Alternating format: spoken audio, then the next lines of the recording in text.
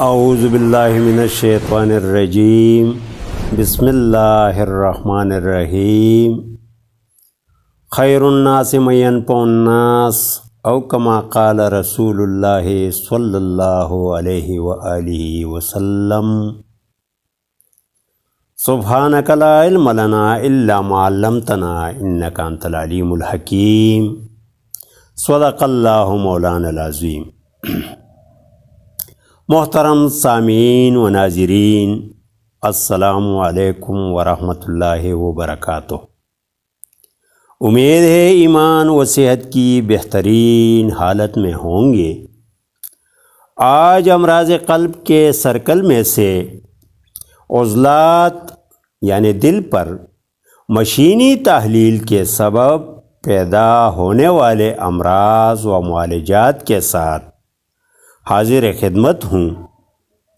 یاد رہے کہ میں نے جسم انسانی کے جملہ امراض کو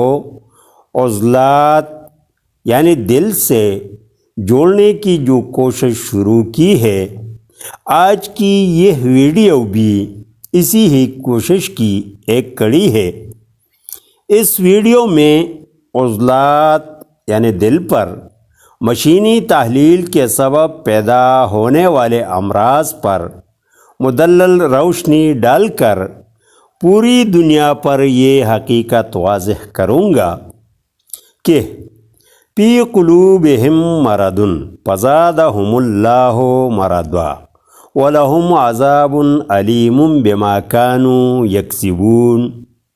پارہ نمبر 1 سورۃ البقرہ آیت نمبر 10۔ یا ان فی الجسد مضغۃ اذا صلحت صلح الجسد کلہ واذا فسدت فسد الجسد کلہ الا وہی القلب او کما قال رسول اللہ صلی اللہ علیہ وآلہ وسلم۔ اس لیے جڑے رہیے اور فائدے پاتے رہیے۔ سامعین محترم، عضلات یعنی دل پر مشینی تحلیل تب پیدا ہوتی ہے جب غدد یعنی جگر کا تعلق اعصاب یعنی دماغ سے جڑ جاتا ہے، جسے قانون مفرد اعضاء کی روشنی میں غدی اعصابی گرم تر غلط عام مزاج کے نام سے پہچانا جاتا ہے۔ اس تحریک کے سبب پہلے متعلقہ کیفیت روشنی،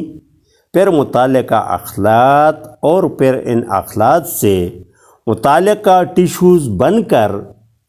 غدد یعنی جگر کے بڑھوتری میں معاون ثابت ہوتے ہیں، کیونکہ مشینی تحریک میں ٹیشوز بن کر خون میں شامل نہیں ہوا کرتی۔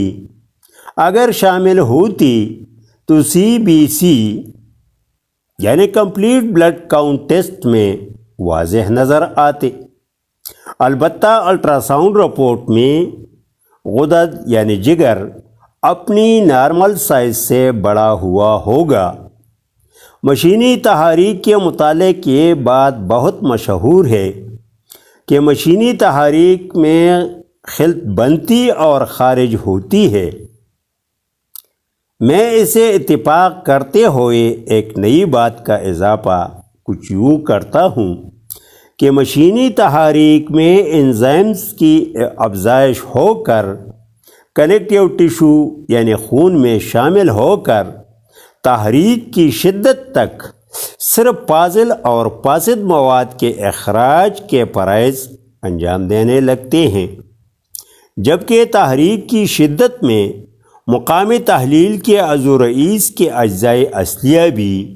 خارج کرنے شروع کر دیتے ہیں، جس سے فوری موت واقع ہوتی ہے۔ اس تحریک کا اثر باقی 2 اعضاء رئیسہ یعنی اعصاب دماغ مشینی تسکین کے سبب پھول جاتے ہیں اور اس کی فرائض منصبی بتدریج متاثر ہوتی ہے، جبکہ عضلات یعنی دل مشینی تحلیل کی شدت سے پھول کر اپنے کارڈک ٹیشوز بھی خارج کرتے کرتے آخر کار ابدی نیند سو جاتا ہے، جسے ہارٹ اٹیک کے نام سے پہچانا جاتا ہے۔ ابتدا میں یہ تحلیل جو شدت میں نہیں ہوتا، بلڈ پریشر بڑھنا شروع ہوتا ہے اور 20 منٹ رفتار نبض بھی بہتر ہوتی جا رہی ہوتی ہے، لیکن جب عضلات پر یہ مشینی تحلیل شدت اختیار کر جائے تو بتدریج چہرے پر خونی ورم، ہائی بلڈ پریشر، مقعد سے خون آنا، کانچ نکلنا، جلن بعد از پاخانہ، سوزش امعاء، بخار، سرعت انزال، ذوب با، کجی عضو تناسل بائیں طرف کو، درد خصیہ بائیں طرف،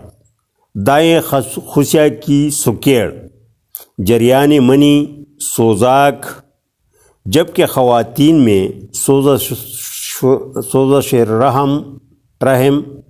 جلندار لیکوریا، تنگی حیض، بائیں پستان کا سکیڑ، خروج رحم وغیرہ جیسے علامات بتدریج نمودار ہوتے رہتے ہیں۔ محترم خواتین و حضرات، انسانی جسم کے اندر کے سسٹم سے قطع نظر آبازی قانونی شفا کے تحت ایسے مریضوں یعنی غدی اعصابی مریضوں کو عضلاتی اعصابی ادویہ یا اغذیہ مثلاً پھول گوبھی، بند گوبھی، آلو، بینگن ترش، کینو، مالٹا ترش، انگور ترش، سیب ترش، کچا آم، کچا امرود، لیمو اور آم کے اچار میں سے کوئی چیز تجویز یا استعمال کرنے سے پہلے بلڈ پریشر اور 20 منٹ رفتار نبض نوٹ کر کے استعمال کے 15 منٹ بعد دوبارہ چیک کر لیں کہ جسم کے اندر کون سی مثبت تبدیلیاں رونما ہوئیں۔ انشاءاللہ 2-3 دن استعمال کرنے سے یقینی شفا اس لیے ہوگی کہ مقام تحلیل یعنی عضلات دل جو مشینی تحلیل کے سبب پھول گیا تھا، اپنی اصل حالت میں آ کر لمبائی میں 12، چوڑائی میں 8 اور موٹائی میں 6 سینٹی میٹر ہو جائے گا، جس سے دل یعنی عضلات کی کارکردگی بہتر ہو جائے گی اور انشاءاللہ جمرہ علامات سے بتدریج نجات ملے گا۔ یاد رہے، یقینی اور جلدی شفا درجہ مرض کے مطابق درجہ دوا یا غذا استعمال کرنی سے ہی ہوگا۔ ہم زندہ، صحبت باقی، والسلام۔